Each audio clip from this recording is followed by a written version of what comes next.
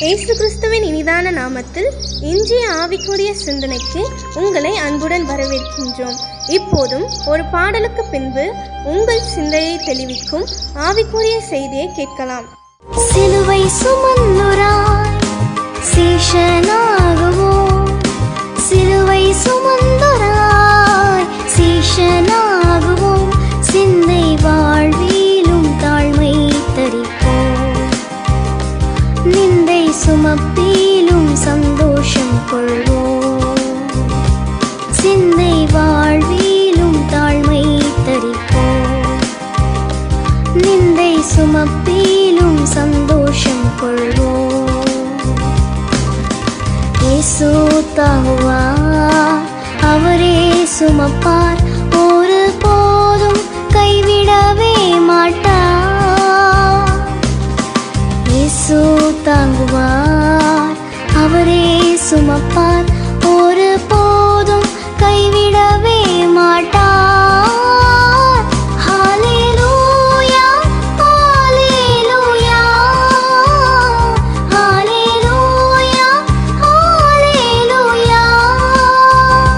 ஆண்டவர் இரட்சகருமாக இயேசுவின் இனிதான நாமத்தினால் உங்களை வாழ்த்துகிறேன். இந்த நாள் நம்முடைய ஆவிக்குரிய சிந்தனைக்காக 1 கொரிந்தியர் 1:18 நான் வாசிக்கிறேன்.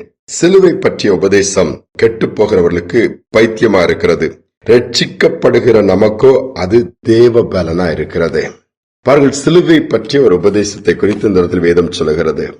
இந்த உபதேசம் யாருக்குமே பிடிக்காது. பாடுகள் உனக்கு உண்டு, உனக்கு கஷ்டப்படுவா, இப்படிதான் இந்த பாதை தான் உனக்கு இருக்குன்னு சொன்னா யாருமே பிரியப்பட மாட்டாங்க. ஆனா இன்றைக்கு அந்த உபதேசங்கள் இல்லாமல் போய்விட்டது. இயேசு தெளிவாக சொல்லிவிட்டார். அது என்ன, இடுக்கமான வாசல் வழியை நீங்கள் உட்பிரவேசிங்கள் சொல்லுகிறார். இடுக்கமான வாசல் வழியா நம்ம போக கொஞ்சம் கடினம் தான், ஆனால் அந்த பாதை தான் நம்மளை உருவாக்குகிறது, தேவையில்லாத நம்ம விட்டு அகற்றுகிறது, நம்மளை சரிப்படுத்துகிறது. அதன் முடிவு ஜீவன், நித்திய ஜீவன். கேட்டுக்கு போகிற, அழிவுக்கு போகிற, நரகத்திற்கு போகிற வாசல் அகலமா பெருசா இருக்குமா? அது எல்லாருமே ஈஸியா போலாம். அது கட்டுப்பாடே கிடையாது. இன்னைக்கு கட்டுப்பாடற்ற உலகத்தை வாழ்க்கையை தான் இன்னைக்கு எல்லாருமே இன்னைக்குள்ள இளைய தலைமுறைகள் விரும்புறாங்க. யாரும் கேள்வி கேட்க கூடாது. நான் என்ன வேணாலும் செய்வேன், எப்ப வேணாலும் செய்வேன், எப்படி வேணாலும் செய்வேன்ட்டு ஒரு சிந்தனைக்குள்ள இன்னைக்கு போயிட்டாங்க. அந்த நாட்கள் மாதிரி அதனால சகிப்புத்தன்மை இன்னைக்குள்ள சமுதாயம் இழந்துருச்சுட்டே சொல்லலாம். இயேசு சிலுவை குறித்து தான் அதிகமா பேசுவார், சீஷர்கள் பேசுவாரு. இப்படி சிலுவையின் பாதையில் தான் நான் கடந்து போறேன்ப்பா, அதே மாதிரி நீங்க என்ன பின்பற்றினாலும் சிலுவை பாதை தான் தெளிவாக சொல்லிட்டாரு. பேதுருக்கு பிடிக்கல, ஆனால் ஆண்டவர் பேதுருவை கடித்துக் கொள்கிறார். வேற ஆல்டர்னேட்டிவ் கிடையாது.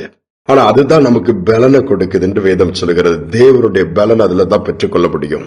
அந்த பாதையில கடினமானது, கரடு முரடா இருந்தாலும் தேவனுடைய பலம் அந்த பாதையில தான் இருக்குது. ஏன் தெரியுமா? முடியாத சூழ்நிலை தான் நமக்கு பலன் வேணும். அதை தாண்டி செல்றதுக்கு, கடந்து செல்றதுக்கு கர்த்தர் அதை கொடுக்கிறாராம்.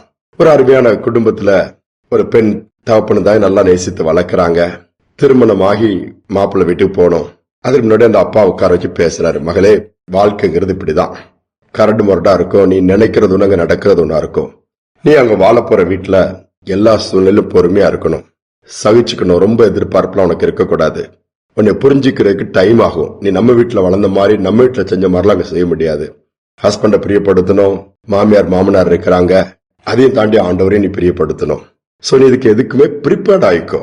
வேர்ல்டு வைடு மற்ற உலகம் சொல்லுது, கூகுள் சொல்லுது, யூடியூப்ல சொல்றாங்க, அவங்க சொல்றாங்க, இதுல பார்த்து சொல்றாங்கலாம், நீ அதை பார்க்காத. வேதம் என்ன சொல்லுகிறது? ஒரு குணசாலியான பெண்ணா, புத்தி உள்ள ஒரு பெண்ணா நீ அங்க இருக்கணும். அதுதான் அம்மா அப்பாவுக்கு செய்யற நீ பெரிய உதவின்னு சொல்லி சோமனி அனுப்பி வைக்கிறாங்க. இந்த மகளும் ப்ரிப்பேர்ட் ஆயிட்டா. அங்க போனா எல்லா காரியங்களிலும் முதல்ல மிஸ் அண்டர்ஸ்டாண்டிங் வருது, குழப்பம் வருது, புரிந்து கொள்ள முடியாத தன்மை வருது, புதிதான அனுபவங்கள், நிறைய பாடுகள். ஆனாலும் பொறுமையோடு இருந்ததுனால இந்த குடும்பத்தார் எல்லாருக்கும் இவள் பிடித்த ஒரு மகளா மாறிட்டா. கணவன் அவ்வளவா நேசிக்க ஆரம்பிச்சுட்டா, கணவனுடைய பெற்றோர்கள் அவ்வளவா நேசிக்க ஆரம்பிச்சுட்டாங்க, கூட பிறந்தவங்க அவ்வளவா, அவங்க எல்லாருமே ஒரு சந்தோஷமான குட்டி பரலகமா அந்த வீடு மாறிச்சுதான். எல்லா இடத்துலயும் சண்டை நடக்குது, எல்லா இடத்துலயும் மனஸ்தாபங்களுக்கு. உங்க வீட்டுல மட்டும் ஏன் அப்படி இருக்குன்னு கேட்கும்போது அந்த மகள் சொன்ன காரியம் அதுதான். எங்க அப்பா அம்மா என்ன ப்ரிப்பேர் பண்ணி ஆயத்தமா தான் அப்படிப்பட்ட காரியங்களா இருக்கும். நீ பொறுமையா இருக்கணும், பொறுமையா பதில் சொல்லணும், சகிச்சுக்கணும். உடனே அப்பா வீட்டுல எப்படி அம்மா இப்படி பண்ணி கொடுப்பாங்கன்னு அந்த தாட்லாம் மறந்துருன்னு சொல்லி கடினமான இந்த பாதை தான். ஆனா என்னை ஆயத்தப்படுத்தி அனுப்புனாங்க. நான் அன்னைக்கு ஈஸியா எல்லாத்தையும் ஜெயிச்சிட்டேன், எல்லாமே சந்தோஷமா இருக்குதுன்னு சொல்லி சொன்னாங்களா? எவ்வளவு உண்மை! இந்த இயேசுடைய பாடுகள், மரணங்களை சிந்திக்கிறோம். இந்த காரியங்கள்லாம் பார்க்கும்போது நம்முடைய வாழ்க்கையில என்ன சரி பண்ணிக்குவோம், பொறுமையா இருப்போம், சகிச்சு கொள்வோம். விட்டு கொடுப்போம், மற்றவங்களை மேன்மையா பார்ப்போம். எல்லாவற்றுக்கும் மேலாக இயேசு சென்ற அந்த பாதை, சிலுவை பாதை, அதை குறித்த உபதேசம், அது இடுக்கமான ஒரு வாசல். நோ அதர் வே, வேற வழி கிடையாது. நான் போறதுக்கு ரெடி ஆண்டவரேன்னு சொல்லிட்டு நம்மளை அர்ப்பணிப்போம். நம்முடைய சிலுவை எடுத்துக்கொண்டு சுமந்து கொண்டு அனுதினமும் இயேசுவை பின்பற்றுவோம்.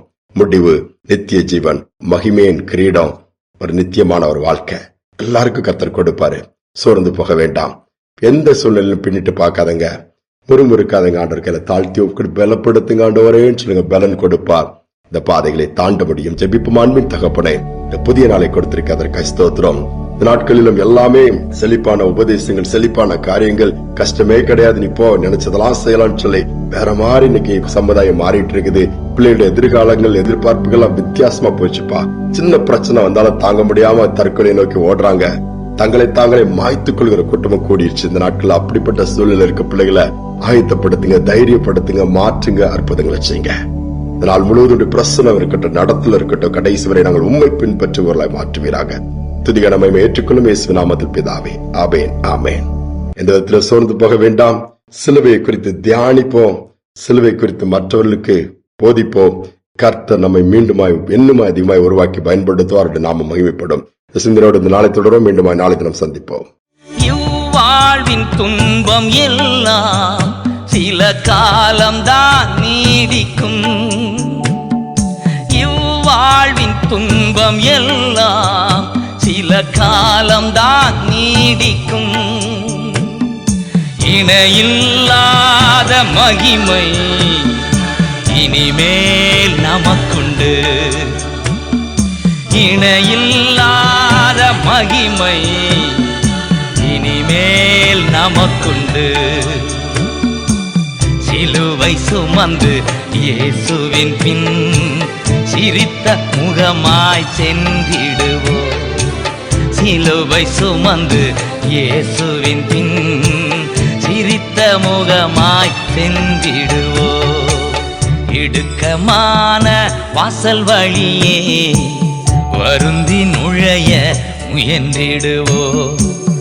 இடுக்கமான வாசல் வழியே வருந்தி நுழைய முயன்றிடுவோம்.